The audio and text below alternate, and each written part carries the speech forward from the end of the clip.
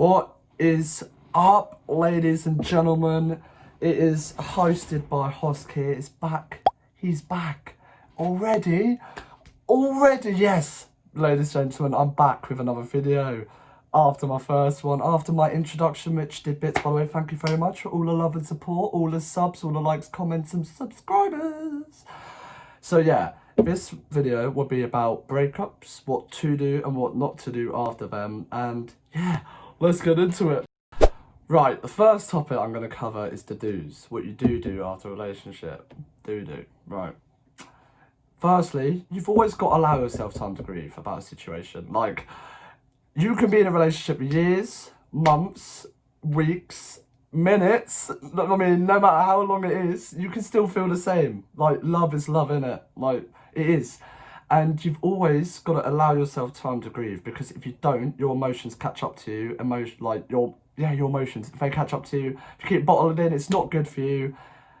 It doesn't work out in your favour. You've always got to speak to people as well, those who are closest to you, like your friends, your family, relatives, because even so, when you're in a relationship, you may naturally distance yourself from like your friends, because that's what some people do. Some people don't, some people do. You've always got to remember that they should be there for you no matter what. No matter what you want to talk about with them, they should always be there for you. So you should always know that you should always open up about how you feel in any situation, especially this one, because I mean, it's been proven that heartbreak is one of the worst pains, apart from getting kicked in the balls, but you know, similar thing. And yeah, you've just, also another topic is you've got to schedule plans with friends, family, blah, blah, blah. You've got to keep yourself distracted, because one of the main things, what you don't want to do is sit in your bed all day, looking through memories, Snapchats, photos with your ex-fling, your whatever it is. You don't want to do that. So one of the main things you've got to do is always make sure that you make time for people around you who are closest to you. Right, this next one's one of my favourite ones, because I did it a while back and I always go back to it. And I'm going to be brutally honest here, because not a lot of people would open up to this, but make a breakup playlist. As in, like, you have a selection of songs, but the lyrics mean something when you actually listen to them. And if you listen to them when you're going through like a breakup or any sort of like sad moment, then it kind of helps. And for instance, with me, a lot of my close mates know this. It's sort of a stupid thing, but it helps me. I channel my emotions and my thoughts when I get in bad situations down on paper. I write them down and I make them into like little raps. It sounds stupid, but like it's little things like that what help you get over situations. Like if you find a way to channel your thoughts and emotions into a certain activity, like for instance, another thing you can do is take up hobbies. Like go back to what you did before you were with them. For instance, if you're dating someone and you, for instance, did basketball before football, you went to the gym. However, when you were dating them, you stopped doing it, obviously, because you focused on the person. Once you break up with them, go back to doing that. Go back to gaming, like whatever you want to do, literally, because it all helps in the long term. Like distracting yourself, like mentally, physically, it all helps. One of the main things, well, two main things actually, is if you have any reminders of the person, for instance, like in your room, in your house, like in a car. For instance, it can be small things, like maybe presents they purchased for you, or not necessarily clothes are clothes, but like just something that makes you think of that person. Then until you feel a lot better with yourself, then just temporarily, like put it to one side, put it in a drawer that you won't open, give it to your parents, get them to hide it. I don't know, just something along those lines. Don't remind yourself of what you had. You've got to think about what you can have in life. You've got to push yourself. You've got to make yourself feel better. And also another thing is you've got to take care of yourself. You've got to make sure that your mental health is your priority, because a lot of people's mental health drop when they come out of relationships, which is bad. It's not good. It's not good. Mine has before, I can admit that. I've not done a lot of this in the past, but now I now know through experience how to get over breakups a lot easier. And just take care of yourself. So like go on long walks, exercise more, find new hobbies, start something new, learn a new language, Like, anything that will distract you, do it. Honestly, it helps so much. Now, I'm getting on to the don't section. This is what you shouldn't do after a breakup. I mean, these are pretty obvious, but people forget to do them. So I'm gonna remind you. About them. So the first thing is, do not post about your breakup, because a relationship is between two people. It's not between two people and then everyone else on social media. Like, but for the people who go through a breakup and post everywhere about it. I mean, if it's for a serious reason, like, it's in, like, if there's something like meaningful, as in, like, if something bad happened, then obviously that's understandable. But if it's just like a normal breakup, as in, like, you broke up because it wasn't working, the spark's gone, don't post about it. Just don't. No, like, no one really wants to know, because it was between you two, and you should keep it between you two. Like, and maybe close friends if you want to talk about it to them, but not to everyone on Facebook, right? Or Insta, because it's not a good thing to do. Two things here as well. Don't idolise your ex, and also don't go back onto your ex's page. Because I feel like I've done this a lot, to be fair, in the past. Like, when you break up with people, you tend to flick back onto their pages just like every so often, like every day, or like once an hour. Do you know what I mean? Like, just, it's an occurring thing you tend to do because you miss them, and then you want to see them, and then you want to go through all the photos you've had together, videos, memories, blah, blah, blah, blah, blah. Don't do that. And if one of the main things you should do is unfollow them. You should unfollow them straight away. Obviously, you can follow them in the future when things like plan out, when you're over it and she's over it. You can follow each other again because there's no hard feelings then.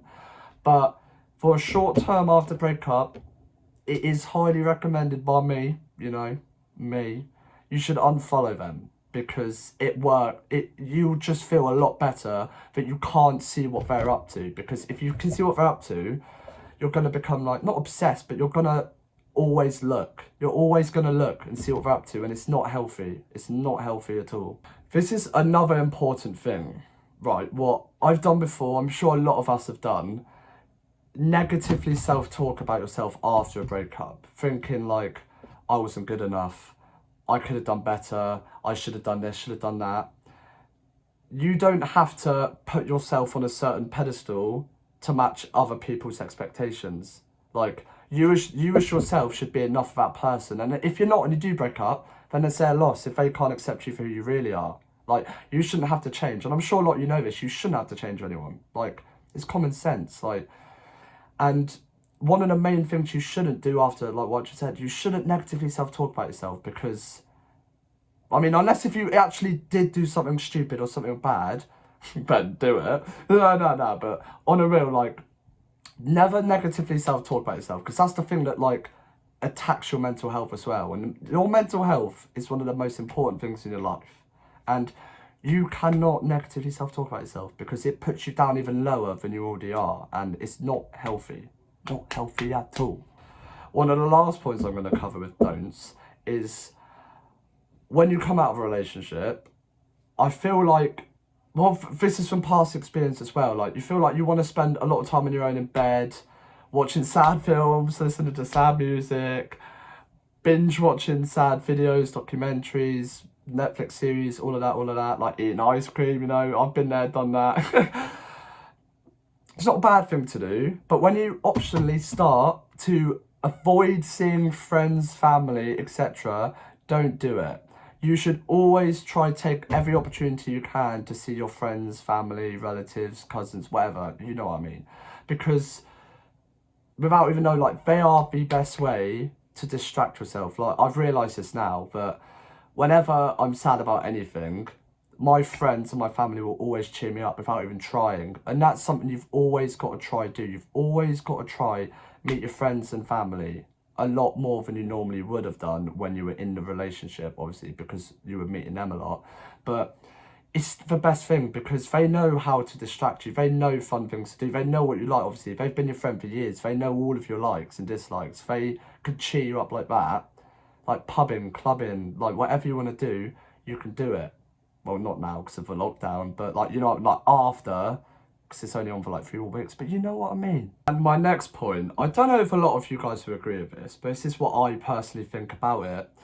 So after a breakup, something you don't want to do is jump straight back into the dating game, because it doesn't ever tend to go well, because what you want to do first is work on yourself as a person, as I mentioned before, but also just take time out the dating scene. Just like focus on yourself, meet up with friends and family. Don't jump straight back into it. Unless let's say if you broke up with the person, you broke up with them for a reason, like a good reason, you are 100% happy with yourself, etc.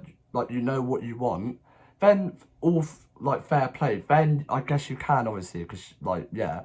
But if you're still sad, broken, lost, work on yourself first, work on your own mental health, get back up to your full potential in life, get happy again, find yourself again. And then at that point, when you feel comfortable enough to move on, when you feel like you've moved on, when you don't have any more feelings for your ex, then that's when you can push yourself to maybe try some dating apps like Tinder, Bumble, Hinge. There's numerous out there now. Go clubbing, pubbing, meet people, socialise with more people. Yeah, I mean, that's about it for this video. I feel like I've covered like everything. I mean, if I've missed anything out, leave a comment down below. But apart from that, this has been your boy, hosted by Hosk. Hope you enjoyed this little sit down video with me.